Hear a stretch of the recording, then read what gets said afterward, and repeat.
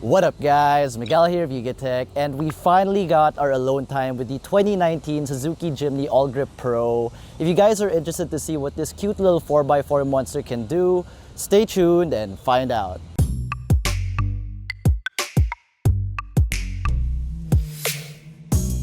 Longtime Jimny fans will immediately notice these circular headlights have been part of the Jimny's heritage ever since the 1970s. They've been modernized with the help of LEDs in these housings that can get pretty bright.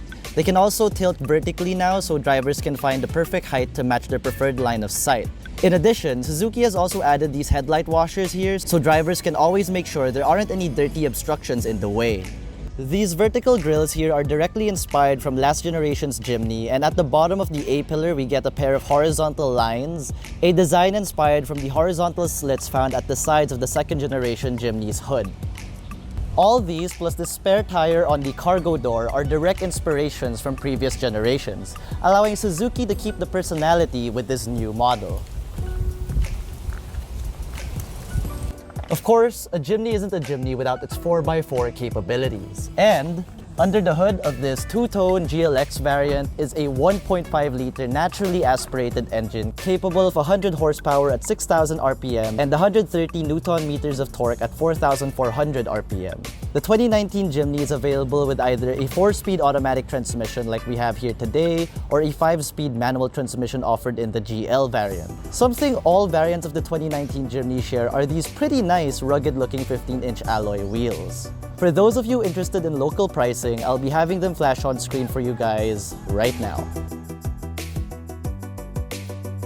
Now, one of the reasons why the 2019 Jimny is so off-road capable is the fact that its chassis is built in a way where the wheels and the suspensions are hung off, with the rest of the car's body atop the chassis, giving the Jimny's body a lot more strength for off-roading. In addition, the Jimny's 4x4 system features both front and back wheels to be aligned with an axle, allowing for great stability and traction. And because of the way the Jimny's been constructed, off-road enthusiasts should be happy to hear that we get a 37-degree approach angle, a 28-degree breakover angle, and a 49-degree departure angle, which literally translates to pure stock off-road fun.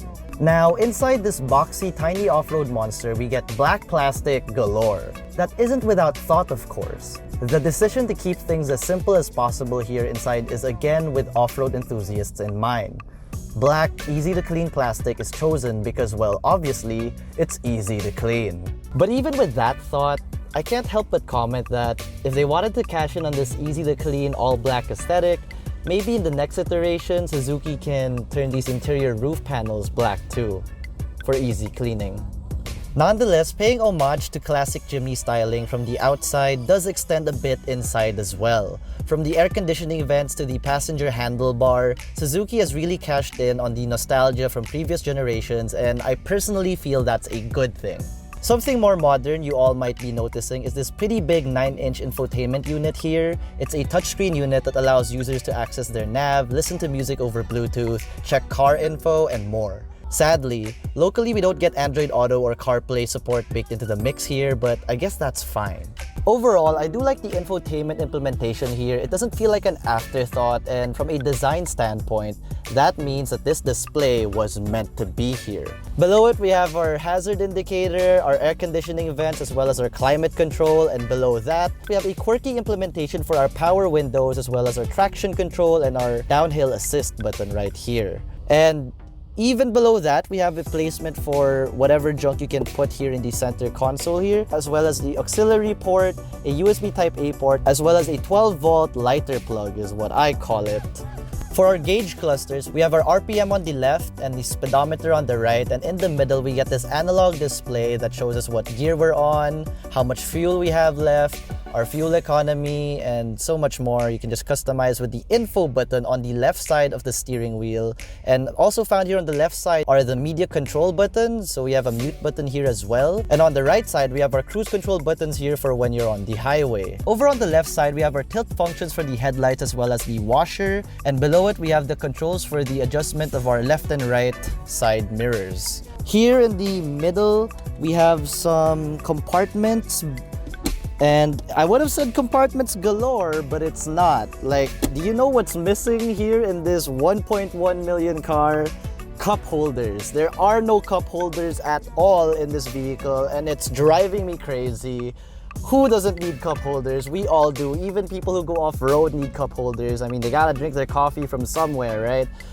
But overall, I do like the little nuances we have going on over here, like this leather-wrapped steering wheel. They didn't have to wrap the steering wheel in leather, but they did, and it's not that plush leather, but it's this rugged feeling leather that, you know, can take a beating if, you know, we are ever so inclined. As well as this leather-wrap handlebar over here with the yellow stitching and accents. It's a really nice touch. In terms of space, it's surprisingly very roomy in here. I stand 5'9", and this is my preferred driving position, so obviously we gotta check out the legroom at the back.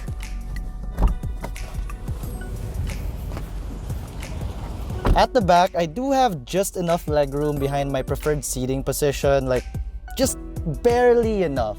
I mean, the upside is there is a lot, like plenty of headroom, and we can recline these back seats, which does kind of make the whole experience a bit more comfortable.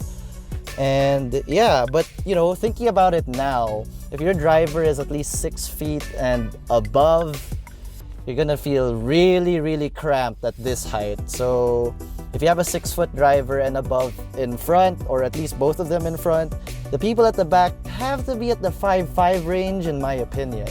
In terms of cargo space, the 2019 Suzuki Jimny gets 85 liters when the rear seats are in use. With the rear seats folded down, we get a whopping 830 liters of cargo space, which should definitely be sufficient for all your off-road adventures. Alright, when it comes to actually driving this thing, it's good vibes all the way, especially in this two-tone kinetic yellow color that we have in our review unit. Quick little story time. The first time I got into this 2019 Jimny, I felt like off-road Mr. Bean.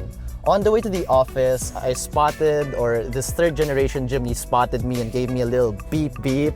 And I, you know, in response gave him a little honk honk.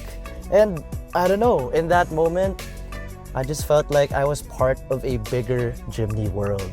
So yeah, apart from all of that good fun, the 2019 Jimny is just as capable in the city as it is off-road. For steering, we get very good turning radius in combination with its compact form factor, making this vehicle spectacular for most urban jungle scenarios. Something I had to immediately get used to when first driving the 2019 Jimny was this allowance when steering. Because of the way the vehicle suspension is set up for off-roading, when turning, first-time users will feel this delay in the biting point when making a turn, which does make sense for when the road or trail you're on is uneven and you don't want the suspension to be too sensitive, causing the vehicle to go all over the place.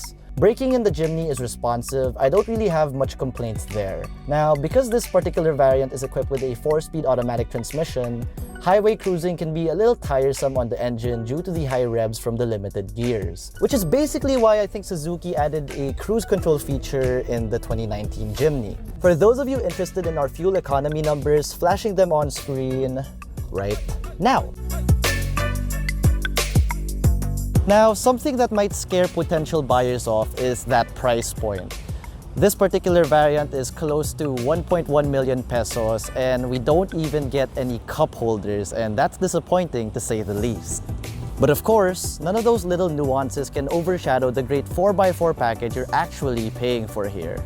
Alright, so this was the 2019 Suzuki Jimny All Grip Pro.